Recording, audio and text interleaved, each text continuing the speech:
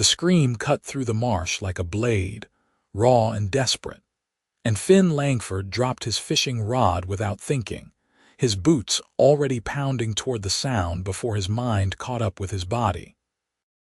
He had been walking the edge of Blackmire Marsh for the better part of an hour, searching for a decent spot where the catfish ran deep, when that cry shattered the afternoon stillness. His heart hammered as he crashed through the tall reeds, their sharp edges slicing at his forearms, but he barely felt the sting. Someone was in trouble, and out here in the borderlands between human settlements and orc territories, trouble usually meant death. He burst through a wall of cattails and stopped cold. 20 yards out, in a wide pool of gray-brown muck that looked deceptively calm, a figure thrashed and struggled. Green skin caught the dappled sunlight filtering through the willows. An orc. A young woman, by the looks of her, with long dark hair plastered to her shoulders and small tusks jutting from her lower jaw as her mouth gaped in terror. She was sinking, already submerged to her chest, and as Finn watched in horror, she sank another inch. Quicksand. The marsh was riddled with it, pockets of saturated sand and clay that could swallow a person whole if they panicked. Their eyes met across the distance. Hers were wide and golden, like autumn leaves backlit by sun, and in them he saw the precise moment she registered what he was. Human.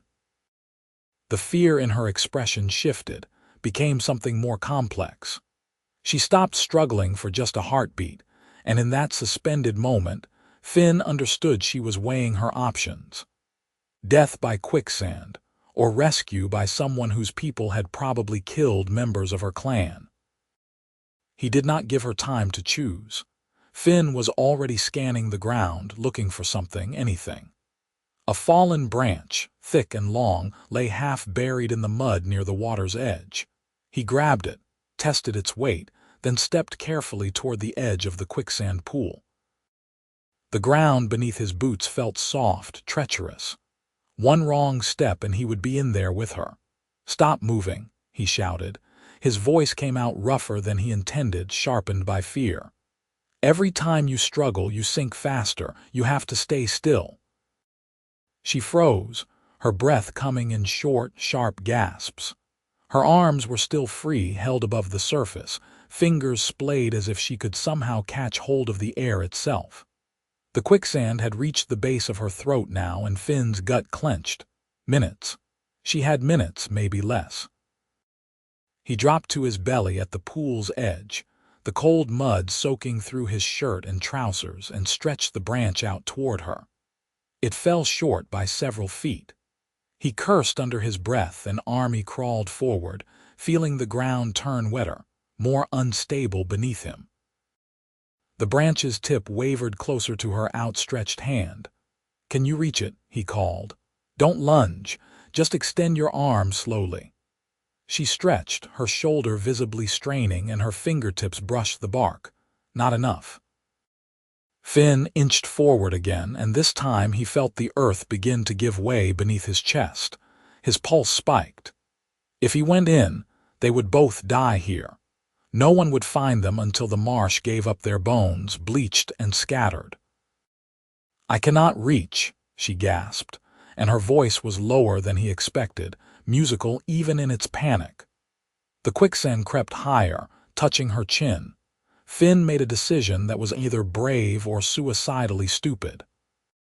He jammed the branch into the mud beside him, then pulled off his belt with shaking hands. The leather was thick, well worn, with a heavy iron buckle. He looped one end around his wrist, knotting it tight, then threw the other end toward her. "Grab the buckle," he shouted. Her hand shot out and closed around the metal. Relief flooded through him, so intense it made him dizzy.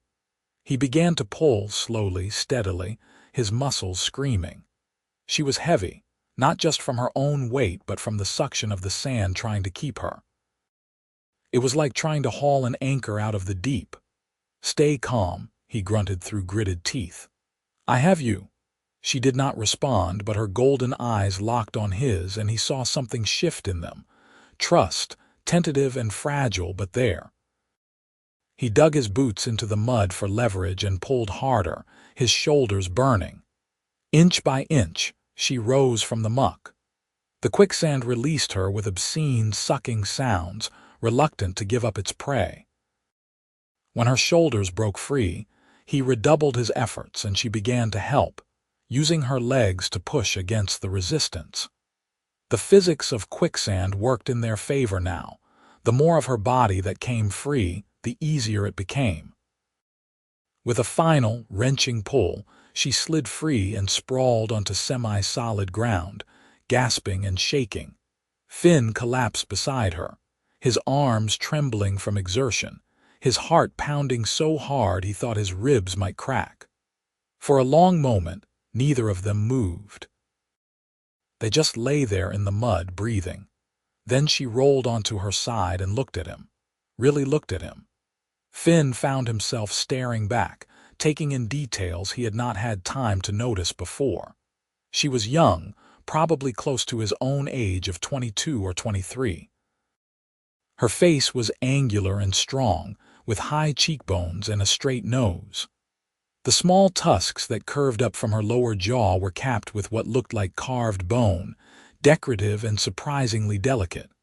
Her hair, freed from the muck, was the color of rich earth after rain. She was beautiful in a way that made his chest feel strange and tight. "You saved me," she said finally, her voice still rough from screaming. It was not quite a question, more like she was testing the reality of it aloud. "I heard you," Finn replied, pushing himself up to sitting. His clothes were ruined, caked in foul-smelling mud, but he was alive and so was she.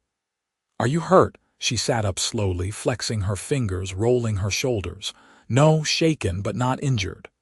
She paused, then added, "My name is Kerra, Kerra of the Stonefist clan." "Finn," he said. "Finn Langford. My family has a homestead about 3 miles west of here." The mention of his homestead seemed to bring reality crashing back. Kerra's expression shuddered, becoming guarded. She climbed to her feet, unsteady but determined, and Finn rose as well. They stood facing each other in the marsh, covered in mud, and the absurdity of it might have been funny under different circumstances. "I should go," Kerra said, but she did not move. She was looking at his hand. Finn realized where the belt had cut into his wrist. Blood welled from the abraded skin, mixing with the mud. "You are bleeding," she said, and before he could protest, she reached out and took his hand in both of hers.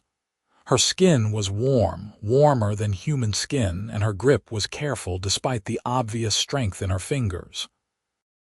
She examined the wound with a frown, then tore a strip from the hem of her tunic, which was already ruined anyway.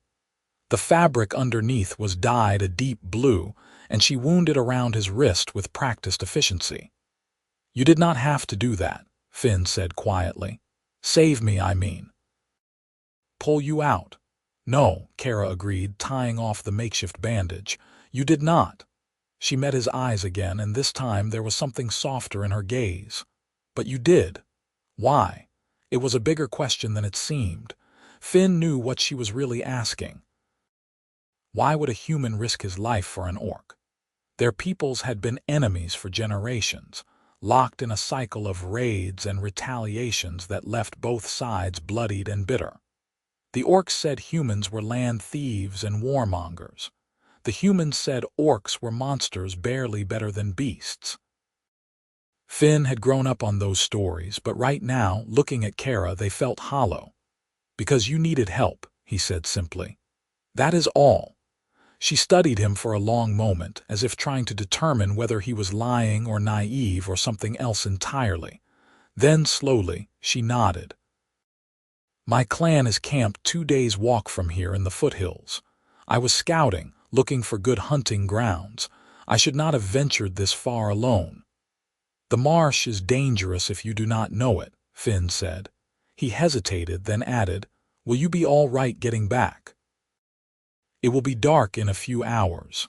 Kerra's mouth quirked in something that was almost a smile. "I am orc. The dark does not frighten me. but then her expression softened. "Still, thank you, Finn Langford. I owe you my life. That is not a debt my people take lightly." Before he could respond, she turned and began walking toward the edge of the marsh, her stride steady despite her ordeal. Finn watched her go, feeling strangely bereft, like something important was slipping away. On impulse, he called out, "Will you be back this way?" She paused and looked over her shoulder. "Perhaps," she said, and there was a hint of curiosity in her voice now. "Why do you ask?" "Because," Finn said, and then stopped, unsure how to finish that sentence. "Because I want to see you again. Because I need to know you made it home safely. Because in the space of 10 desperate minutes, you became something other than the monster the stories described," he settled for. "Because I would like to know you are well." Kerra's eyes widened slightly as if that answer surprised her. Then, definitely a smile this time, small but genuine. "Then perhaps I will return," she said, "to let you know." And with that, she disappeared into the reeds, leaving Finn alone in the marsh with his racing thoughts and mud-soaked clothes. He stood there until the light began to fade, then finally turned and made his way back to where he had dropped his fishing rod. He did not catch any fish that day, but as he walked home through the gathering dusk, he could not stop thinking about golden eyes and a voice like music, and the feel of warm skin against his torn wrist. The homestead was quiet when Finn returned, the fields silver under the rising moon. His younger sister, Leela, was drawing water from the well, and she dropped the bucket when she saw him, her mouth falling open. "What happened to you?" she demanded, rushing over. At 14, Leela had their late mother's sharp eyes and sharper tongue. "You look like you tried to wrestle a swamp demon and lost." "Fell in the marsh," Finn lied or half-lied. He had been in the marsh after all. "I am fine." Leela narrowed her eyes at the bandage around his wrist, which was definitely not something he had owned that morning, but she did not press. Their father, Marcus, was less easily fooled. He looked up from the porch where he was mending a harness and took in Finn's appearance with a single, measuring glance. "Long day fishing?" Marcus asked dryly. "Something like that," Finn replied, and escaped inside before either of them could ask more questions. That night, lying in his narrow bed with the window open to the cool air, Finn could not sleep. He kept replaying the moment when Kerra had taken his hand, the careful way she had bandaged his wound. An orc had shown him more tenderness in 5 minutes than most humans managed in a lifetime. It did not fit the narrative he had grown up with, and the dissonance bothered him. But more than that, he wanted to see her again. The wanting was sharp and undeniable, lodged somewhere beneath his sternum like a blade he could not remove. 5 days passed. Finn went about his work on the homestead, plowing the south field, repairing the chicken coop that had been half demolished by a fox, helping Leela with her reading lessons in the evening. But his mind kept wandering to the marsh, to the edge of the quicksand pool, to the moment when golden eyes met his and something unspoken passed between them. On the 6th day, he found himself walking back toward Blackmire Marsh. He told himself he was just checking the fishing spots, but he knew that was a lie. He was looking for her. He found her sitting on a fallen log near the place where he had pulled her from the quicksand, as if she had been waiting. She wore different clothes now, clean and whole, a leather tunic over dark trousers, and her hair was braided back from her face. She looked up when he approached, and something in her expression told him she had been hoping he would come. "You came back," Finn said, and heard the relief in his own voice. "I said I might," Kerra replied, but she was smiling, that small, careful smile that made his pulse quicken. "I wanted to see how your hand was healing."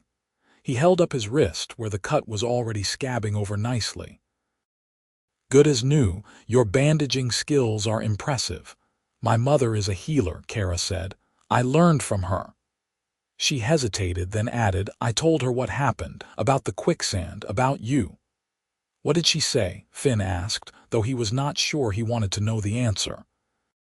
Kerra's smile faded. "She said I should not have come back here, that humans cannot be trusted, that your kindness was an exception, not a rule." She looked away toward the dark water of the marsh. "My father said worse." Finn felt a pang of sympathy. He could imagine the reaction from his own father if he knew Finn was meeting with an orc girl in secret. Marcus Langford had fought in the border wars 15 years ago and still bore the scars, both physical and otherwise. The idea of his son befriending the enemy would be unthinkable. "But you came anyway," Finn said quietly. "But I came anyway," Kerra agreed. She turned back to him, and her golden eyes were bright with defiance. "I wanted to. I needed to know if you were real or if I imagined you." They talked then, sitting on the log as the afternoon sun filtered through the willow branches. Finn learned that Kerra was 21, that she had 2 brothers and a younger sister, that she loved the mountains and hated the rain. She learned that Finn had lost his mother to fever 3 years ago, that he dreamed of someday seeing the ocean, that he played the fiddle badly but with enthusiasm. They talked until the light began to fail and the frogs started their evening chorus, and when they finally parted, Finn felt like he had known her for years rather than hours. "Will you come back?" he asked, just as he had the first time. "Yes," Kerra said, no hesitation now. "Will you?" "Yes," Finn echoed, and meant it with everything in him. So began the pattern of their meetings. Every few days they would find each other at the marsh, in that quiet place between territories where neither human nor orc laws held full sway. They talked about everything and nothing. Kerra taught Finn words in the orc tongue, guttural and rhythmic, and he taught her human songs, the folk ballads his mother used to sing.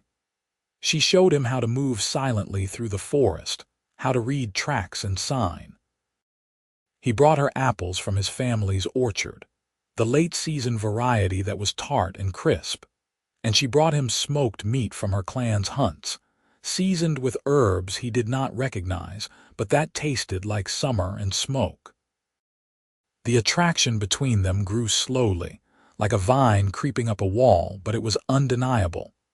Finn found himself noticing the way she laughed, full-throated and unrestrained, the way she tilted her head when she was thinking, the strength in her hands, tempered by gentleness when she touched him, which she did more often now, casual brushes that left his skin tingling.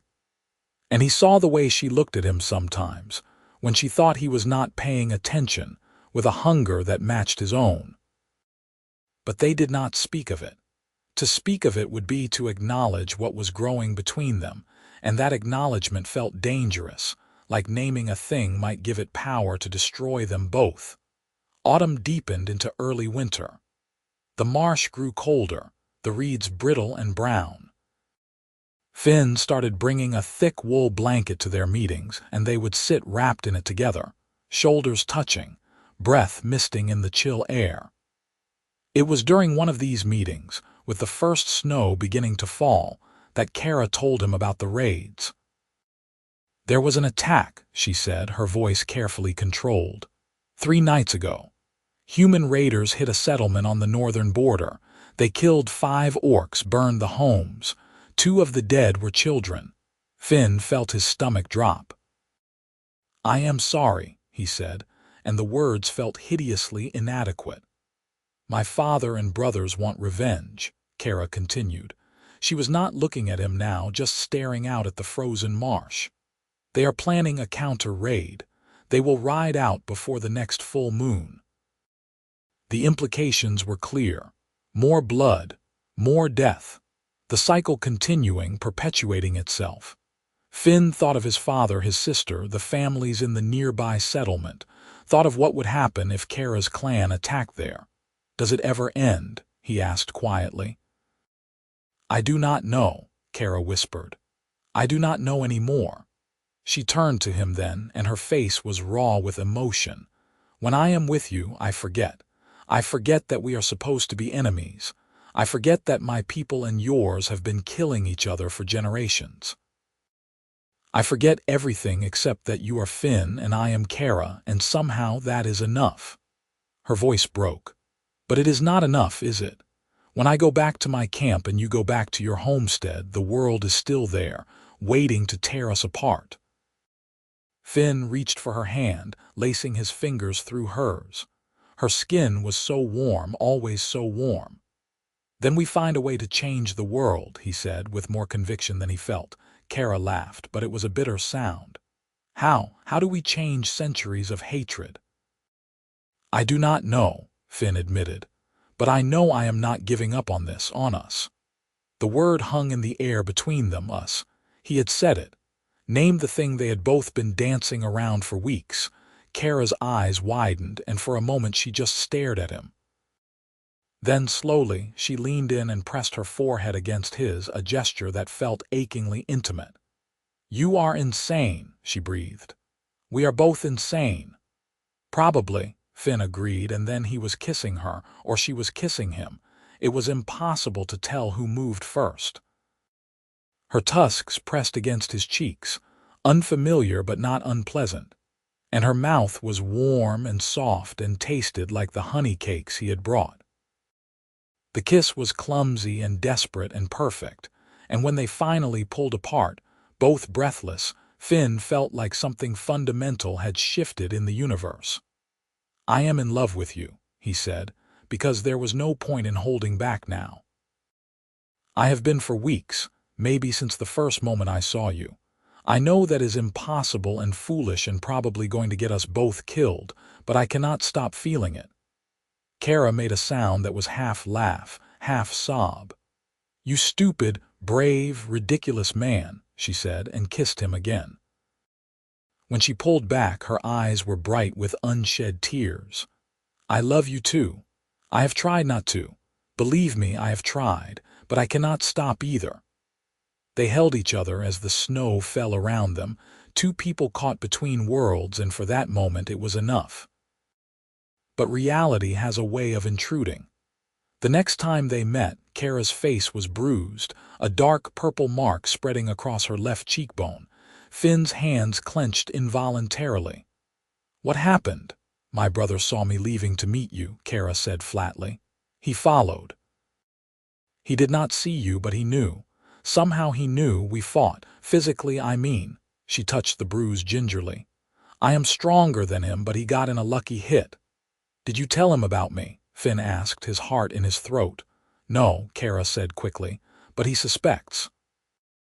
He told my father that I have been behaving strangely, sneaking off. They are watching me now. It will be harder to get away. Finn felt cold that had nothing to do with the winter air. Maybe we should stop, he said, even as everything in him rebelled at the thought. If it is putting you in danger. Kerra's eyes flashed. Do you want to stop? No, Finn said immediately. God, no, but I do not want you to be hurt because of me. Then we continue, Kerra said firmly, but we have to be more careful. They were more careful. They started meeting at different times, different places. Sometimes at the marsh, sometimes deep in the forest, once at an abandoned hunter's cabin Finn knew about. The secrecy added a layer of tension to their encounters, but it also intensified everything. Every meeting felt stolen, precious. They talked less and touched more, as if trying to memorize each other through skin. It was during one of these meetings, in the dead of winter with snow piled high outside the cabin, that they made love for the first time. The cabin was freezing except for the small fire Finn had coaxed to life in the old hearth, and they lay together on a nest of blankets, learning the landscape of each other's bodies.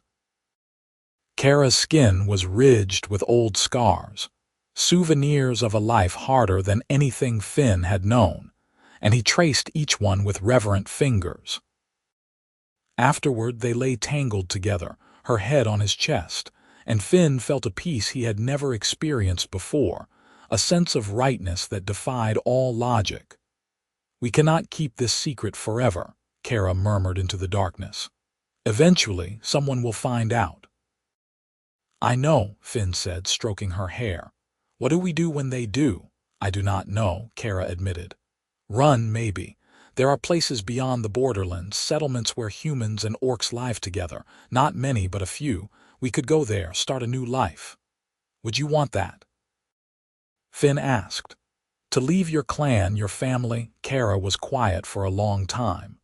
"My family would never accept you," she said finally. "They would kill you before they let me be with a human. So yes, if the choice is between my clan and you, I choose you. Is that selfish?" "No more selfish than me choosing you over my family," Finn said. He thought of his father, his sister, the homestead that had been in the Langford family for 3 generations. Could he really leave it all behind? But when he tried to imagine a life without Kerra, the future stretched out bleak and colorless. "We make our own family," he said. "You and me, that is enough." Kerra tilted her head up and kissed him, slow and deep.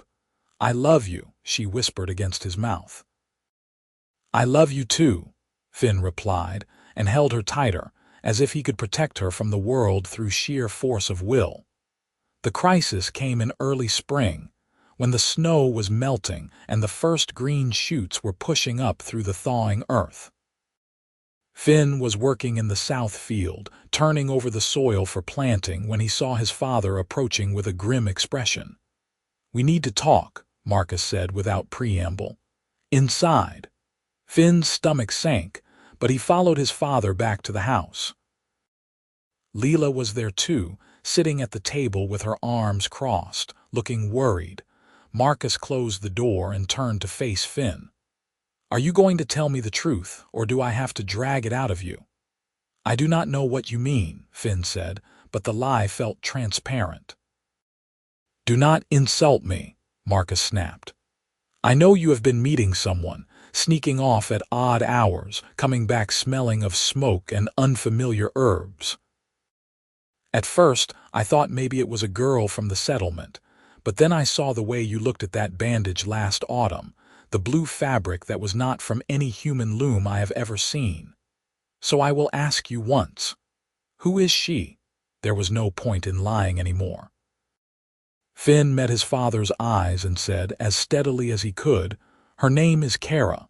She is an orc." The silence that followed was deafening. Leela's eyes went wide, and Marcus's face cycled through shock, disbelief, and then anger so profound his hands shook. "An orc," Marcus repeated, his voice dangerously quiet. "You have been consorting with an orc. Have you lost your mind?" "I love her," Finn said, and the words came out stronger than he felt. "She saved my life in a way, or I saved hers. We saved each other, and I love her." "They killed your mother," Marcus said, his voice breaking. "Did you forget that? The fever came from the orc territories brought by their raiding parties. Half the settlement died. Your mother was one of them." "Kerra was not responsible for that," Finn shot back. "She was a child when that happened, and humans have killed just as many orcs. This hatred, this cycle, it has to stop somewhere." "So you thought you would stop it by bedding one of them?" Marcus's voice was harsh now, cruel in a way Finn had never heard before. "You think love is going to bridge the gap. You are a fool, Finn. Worse, you are a traitor." The word hit like a physical blow. Finn reeled back, stung. "Father, get out," Marcus said, turning away. "You want to throw your life away on some fantasy. I cannot stop you." "But I will not watch you do it. Get out of my house." "Marcus," Leela said, her voice small and frightened, "do not do this." "Stay out of this, Leela," Marcus said, though his tone gentled slightly. To Finn, he said, "You have until sunset to gather your things and leave. If you are still here after that, I will turn you over to the settlement council myself." Finn looked at his sister, who was crying now, then back at his father's rigid back.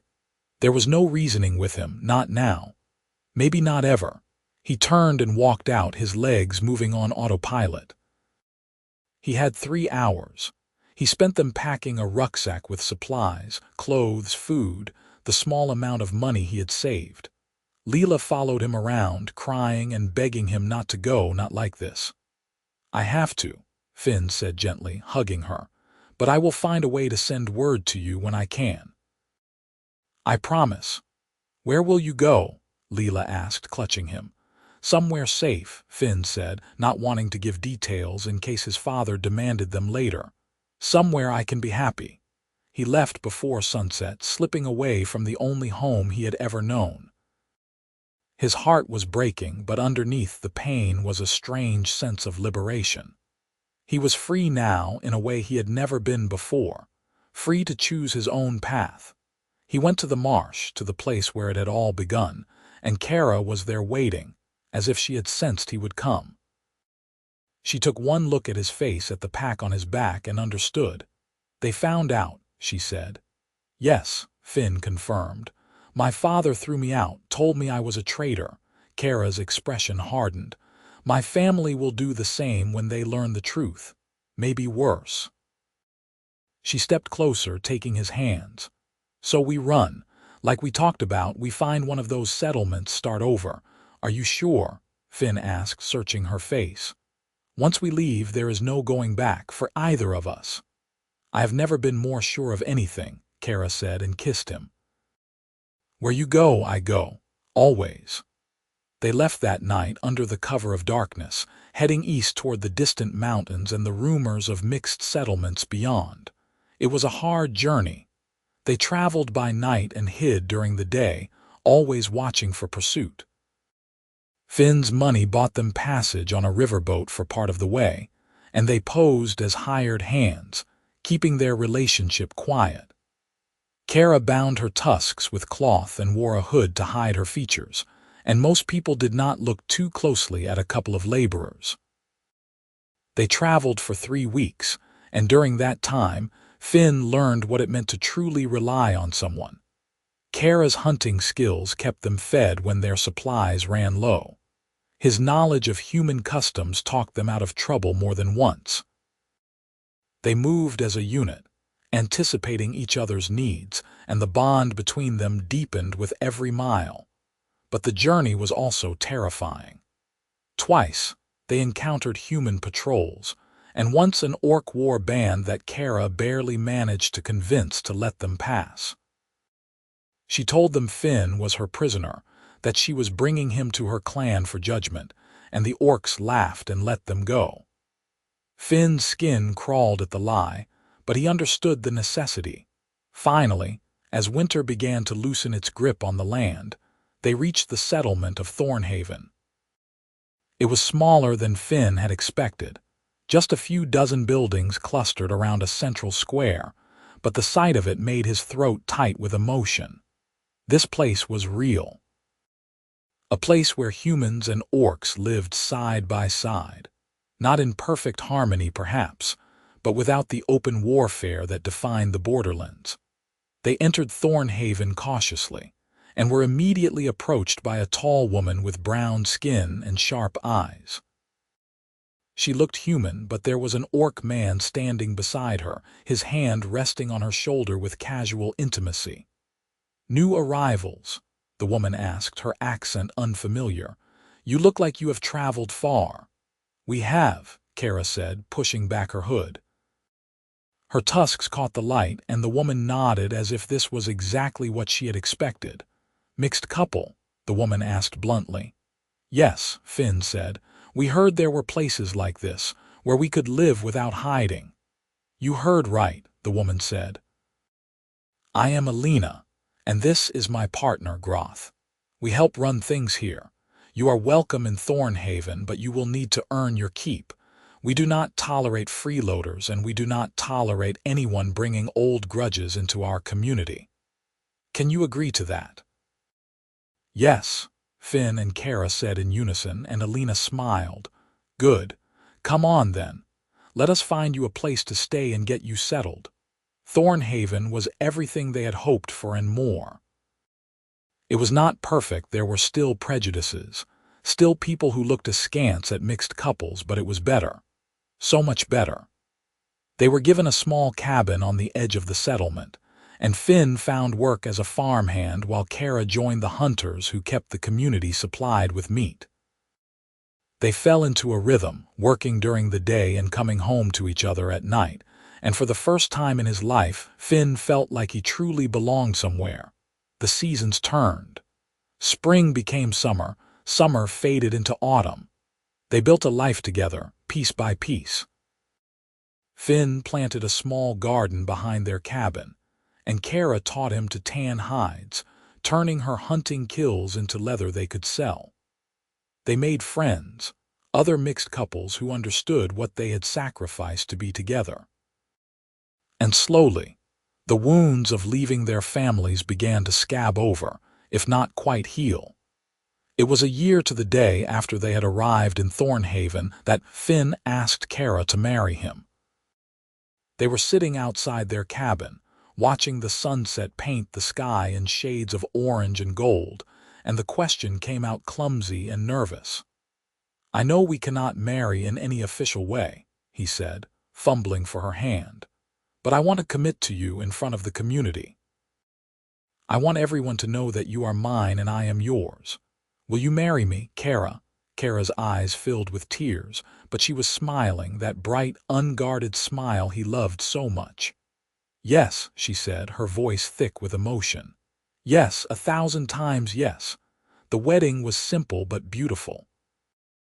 Alina officiated, standing in the central square with the entire community gathered around. Finn wore his best shirt, and Kerra wore a dress that one of the human women had helped her make, dyed a deep green that matched her skin. They exchanged vows they had written themselves, promising to love and protect each other for as long as they lived. And when Alina pronounced them wed, the crowd erupted in cheers. They celebrated long into the night, with food and music and dancing. Finn played his fiddle, badly but with enthusiasm, and Kerra sang, her voice carrying over the square. They danced together under the stars, and Finn thought his heart might burst from the sheer joy of it. That night, lying together in their cabin with the sounds of the celebration still echoing faintly outside, Kerra turned to him with a serious expression. "I want to tell you something," she said. "Something I have been thinking about for a while." "Okay," Finn said, suddenly nervous. "I want us to have a family," Kerra said. "I want children if we are able.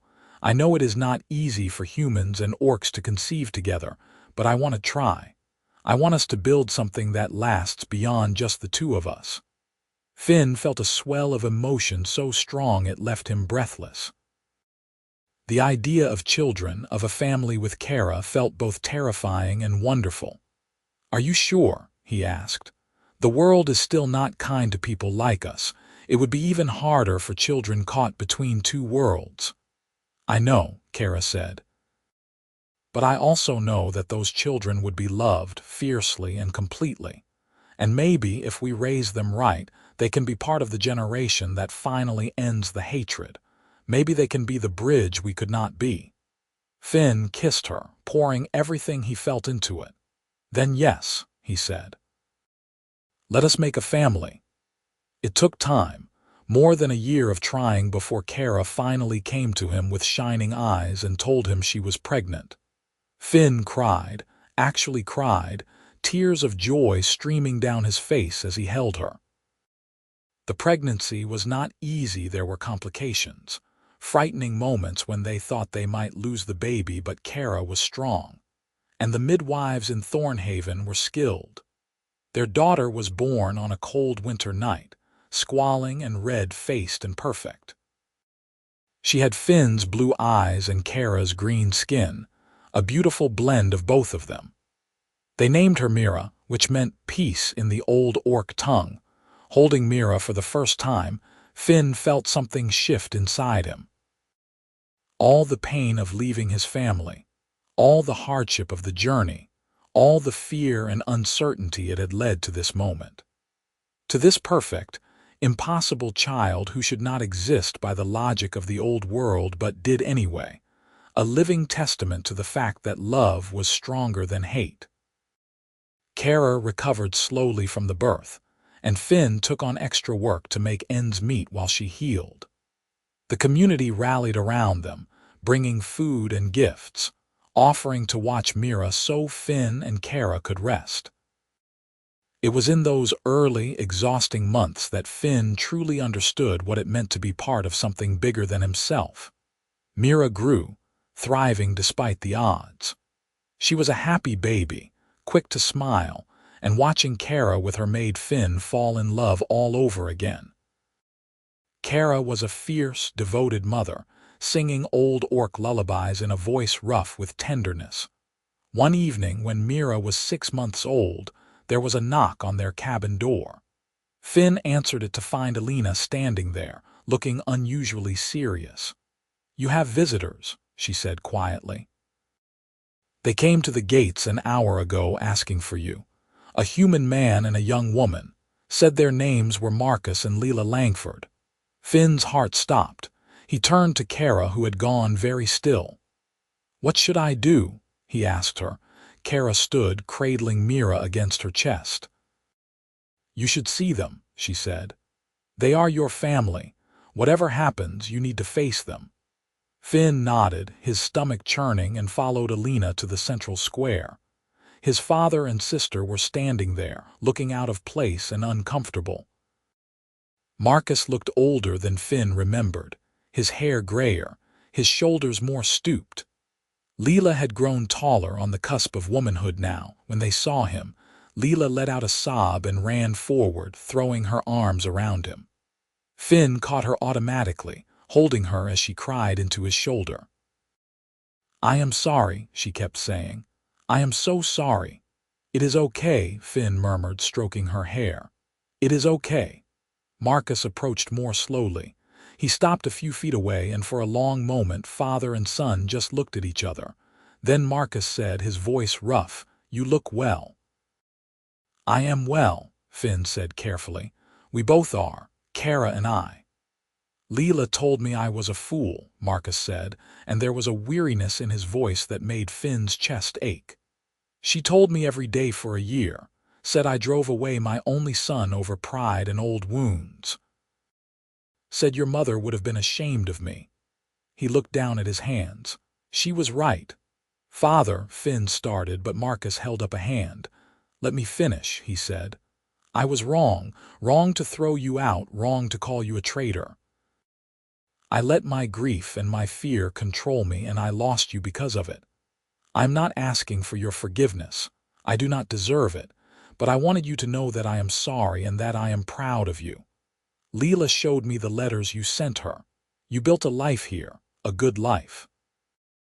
That takes courage I did not think you had." Finn felt tears burning in his eyes. "I missed you," he said, his voice breaking. "Both of you." "We missed you too," Leela said fiercely, still clinging to him. "Please, can we stay? Just for a little while, I want to meet Kerra." And she hesitated, then added shyly, "Leela's letter said you have a baby." Finn looked at his father, searching his face for any sign of the anger and hatred that had driven them apart. He saw only regret and a tentative hope. "Yes," Finn said finally. "You can stay. Come meet your granddaughter." Bringing his family back to the cabin felt surreal, like two parts of his life that were never supposed to intersect suddenly colliding.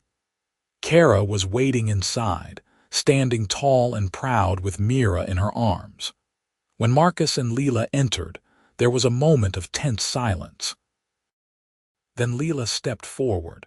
"You are Kerra," she said, and her voice was soft but steady. "Finn wrote about you. He said you were brave and strong and that he loved you more than anything in the world." Kerra's eyes widened slightly, then softened. "And you are Leela. He talked about you too. Said you were smart and stubborn and that he missed you every day." Leela smiled, tears streaming down her face. "Can I see the baby?" Kerra nodded and held Mira out slightly so Leela could see. Leela's face transformed, lighting up with wonder. "She is beautiful," she breathed. Marcus was still standing near the door, looking profoundly uncomfortable. He was staring at Kerra, and Finn tensed, ready to step between them if necessary.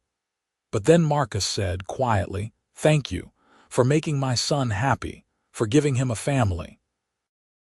The words clearly cost him, but they were genuine. Kerra inclined her head. "And thank you," she said, "for raising him to be a man worth loving." Something shifted in the room then, a loosening of the invisible knot of tension. It was not forgiveness, not yet, and maybe not ever full reconciliation. But it was a beginning. Marcus and Leela stayed in Thornhaven for a week. It was awkward at first, with long silences and careful conversations, but slowly they began to relax. Leela bonded with Kerra almost immediately, fascinated by everything Orc, from the language to the customs. Marcus was more reserved, but Finn saw the way his father looked at Mira, with a softness that belied his gruff exterior. On their last night, Marcus pulled Finn aside. "I cannot stay here," he said. "The homestead, the land, it is who I am, but I want you to know that you have a place there if you ever want to come back, both of you, all three of you." "I do not think we could live there," Finn said honestly. "Not safely, but maybe we can visit." "Let Mira know her grandfather." Marcus nodded, his eyes suspiciously bright. "I would like that."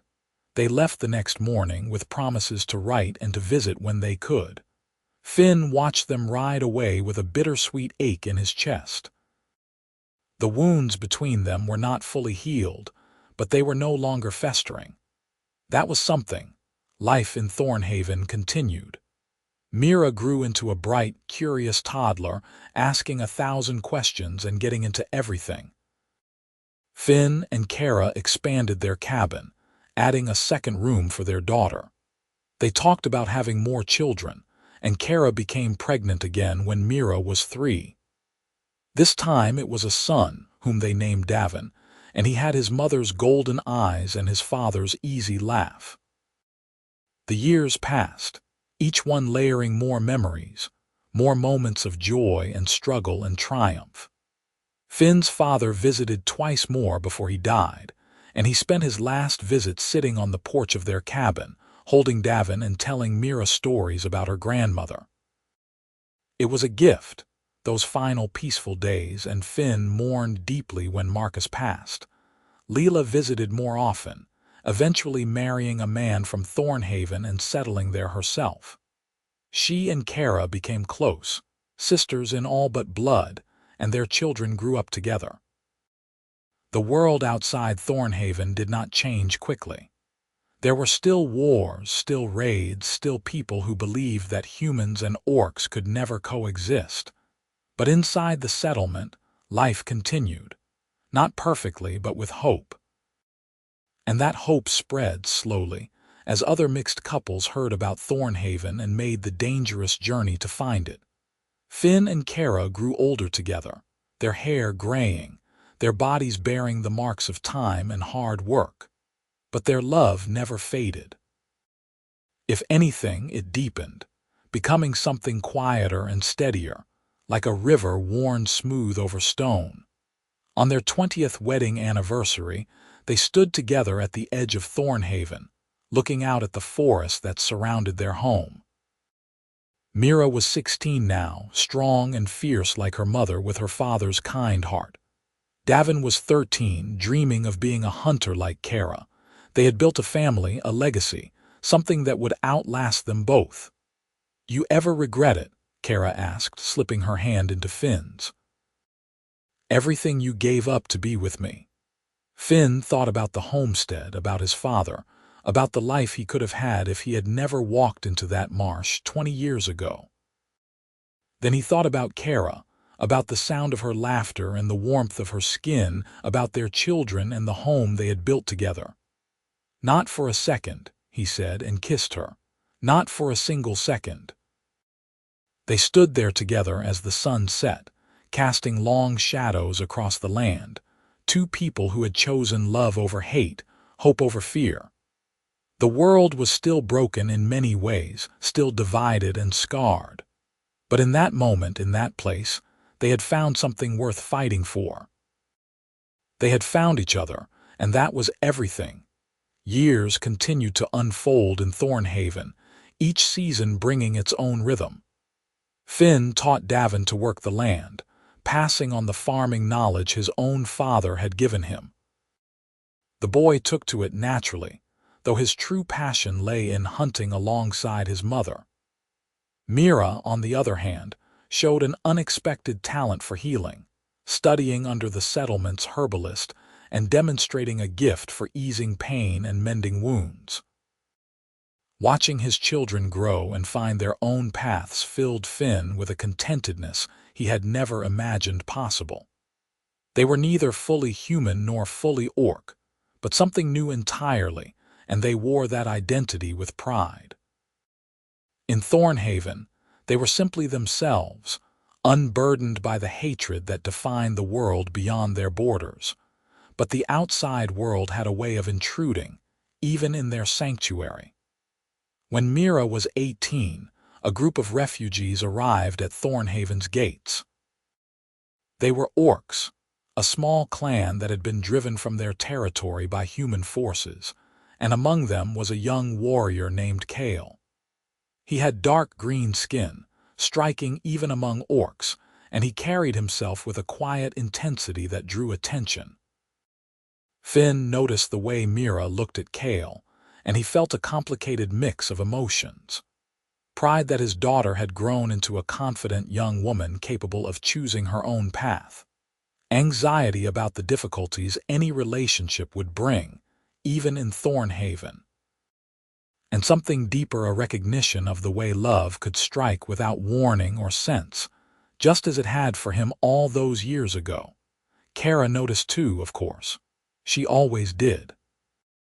One evening, after Mira had spent the afternoon helping Kale's mother treat an infected wound, Kerra sat beside Finn on their porch and said, "Our daughter is smitten." "I know," Finn replied, watching the sunset paint the sky in familiar colors. "Does it worry you?" Kerra asked. Finn considered the question carefully. "No," he said finally. "I trust her judgment, and I trust that we raised her to be strong enough to handle whatever comes." He glanced at Kerra. "Does it worry you?" Kerra smiled. "Only in the way that everything about our children worries me. I want her to be happy, I want her to be safe. Those two desires do not always align." "No," Finn agreed. "They do not." Mira and Kale's courtship unfolded over the following months, and Finn found himself in the strange position of being the one who welcomed his daughter's suitor, rather than being the outsider seeking acceptance. Kale was respectful, hardworking, and clearly devoted to Mira. When he formally asked for Finn and Kerra's blessing to marry their daughter, they gave it willingly. The wedding was larger than Finn and Kerra's had been, the community having grown substantially over the years. Finn walked Mira down the aisle, if it could be called that, really just a path through the central square, decorated with wildflowers, and placed her hand in Kale's. The gesture felt symbolic in ways he had not anticipated, a passing of the torch from one generation to the next. At the reception, as Finn watched his daughter dance with her new husband, Leela appeared at his elbow. She was 40 now, with laugh lines around her eyes and gray streaking her dark hair. "You are crying," she observed.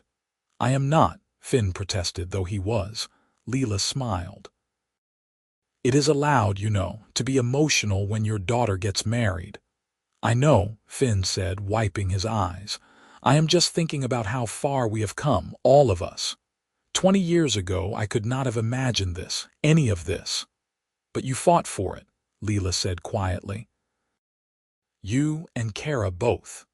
You fought for the right to love each other, and in doing so, you made it possible for Mira and Kale to love each other without having to flee or hide. That matters, Finn. It matters more than you know." Finn hugged his sister, grateful for her presence, for the fact that time and persistence had healed the rifts in their family. Not completely, some wounds never fully closed, but enough. Time, as it always does, continued its relentless march. Mira and Cale gave Finn and Kerra their first grandchild, a girl they named Kerra after her grandmother. Davin married a human woman from a neighboring settlement, and they had twin boys who kept everyone exhausted and entertained in equal measure. Finn's hair went fully gray, and his joints ached on cold mornings. Kerra developed a slight limp from an old hunting injury that never quite healed right.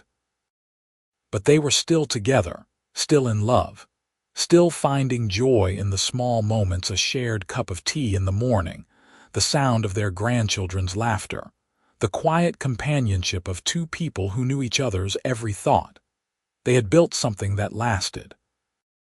Not just a family, but a community. Thornhaven had grown from a small settlement to a thriving town, a beacon for those who believed that the old hatreds did not have to define the future. Other settlements followed their example, and while the borderlands remained dangerous, there were now pockets of peace scattered across the landscape like seeds taking root. On a spring morning 30 years after they had first arrived in Thornhaven, Finn and Kerra walked together to the place where they had been married. The square was quieter now, most people still asleep or just beginning their day. They sat on the bench that had been built there years ago, holding hands in comfortable silence. "You remember that day in the marsh?" Finn asked. "When I pulled you out of the quicksand," Kerra smiled. "I remember thinking you were insane, risking your life for an orc you did not know. I remember thinking you had the most beautiful eyes I had ever seen," Finn admitted. "Even terrified and covered in mud, you were stunning." Kerra laughed, the sound still as warm and rich as it had been when they were young. "You are a terrible liar, but I love you anyway." "I am not lying," Finn protested. "You were beautiful then, and you are beautiful now." They sat together as the sun climbed higher, warming the air, burning off the morning mist. Around them, Thornhaven began to wake. Children's voices rose in play. Doors opened and closed. Life, in all its messy, complicated, wonderful glory, continued. Finn thought about the younger version of himself, the man who had heard a scream in the marsh and acted without thinking. That single choice had led him here, to this moment, to this life. He had no regrets, none at all. "Thank you," he said quietly. Kerra turned to him, her golden eyes still bright despite the years. "For what?" "For grabbing my hand that day," Finn said. "For holding on, for not letting go." Kerra's expression softened, and she lifted their joined hands, pressing a kiss to his weathered knuckles. "You grabbed mine first," she reminded him gently. "And you held on even when it would have been easier to let go. We held on to each other, Finn. That is what we have always done." She was right, of course.